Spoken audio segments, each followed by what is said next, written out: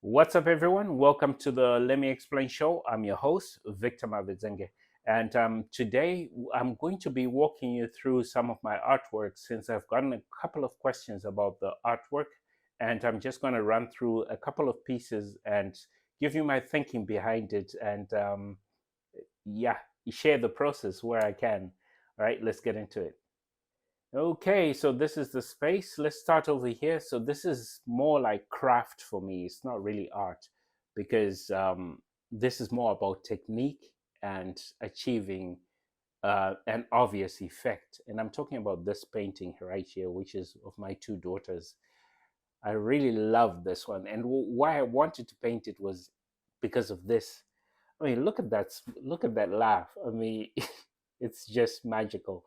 So that's what drew me to that one. And this is all about technique, like I said. So I don't consider that art. I think that's more of a craft. These paintings on over here are my daughters. So yeah, that's that. All right. So let's talk about this one. This is one of my favorite pieces, and I've had it since I created it. I'm very, very attached to it, which is sad, but it is what it is. And it's called New Beginnings. I did this in 2017, and that's the year, unfortunately, I got divorced. And this is the first painting I did, first real painting I did in 9 years. It was a really beautiful marriage, but things come to an end as they will. So this is what I created after 9 years of not painting. Let's try to get away from the glare. Don't think we can, so let's just do what we can with it. So that's what it is.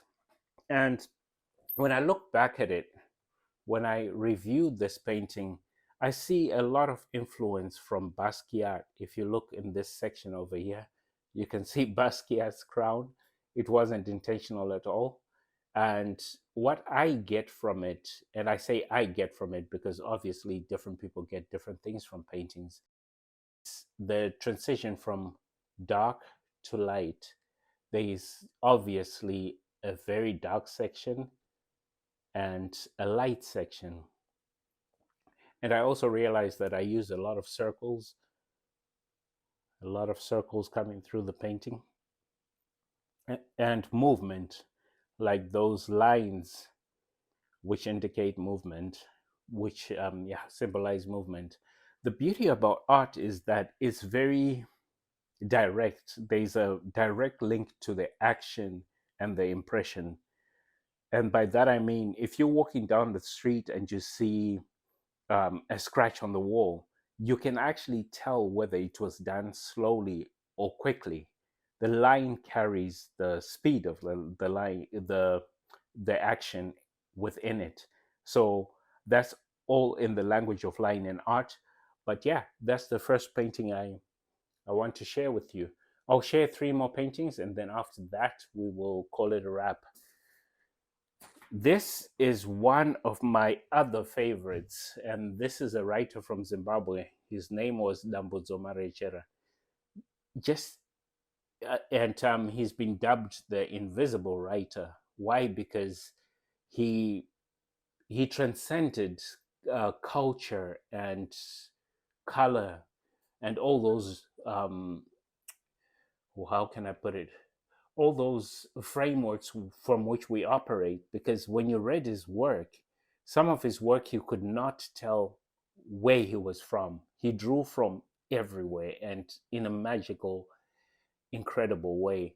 And this painting was commissioned for a book cover, but I could not let go of the painting because I just love it so much. All right. So now we're going to take a look at these won't count. This is a work in progress. I'm working on a piece that's seemingly inspired by um, the cranes in Oakland, and some might see Star Wars in that, but that's still a work in progress. And so is this one. This is another work in progress, so that won't count. Right, we're gonna switch over. So you just be careful for motion sickness. Gonna switch over to here, and I'll go over here.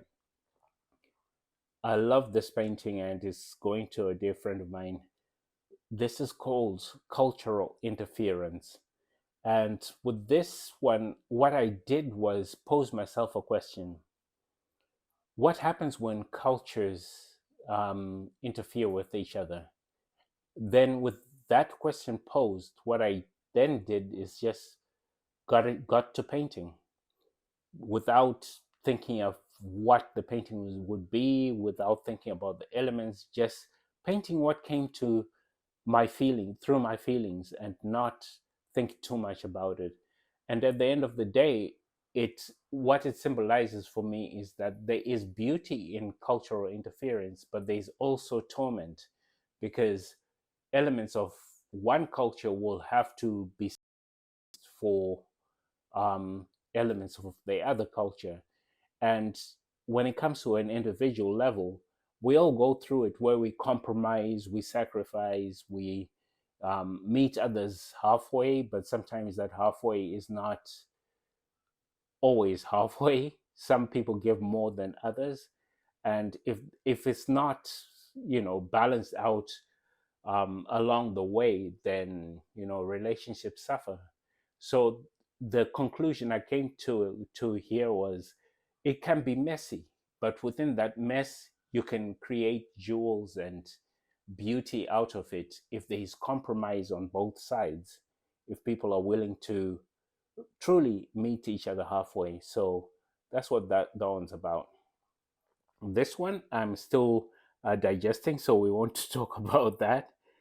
I'll talk about two more and then we'll be done. This is one of my favorite. It's called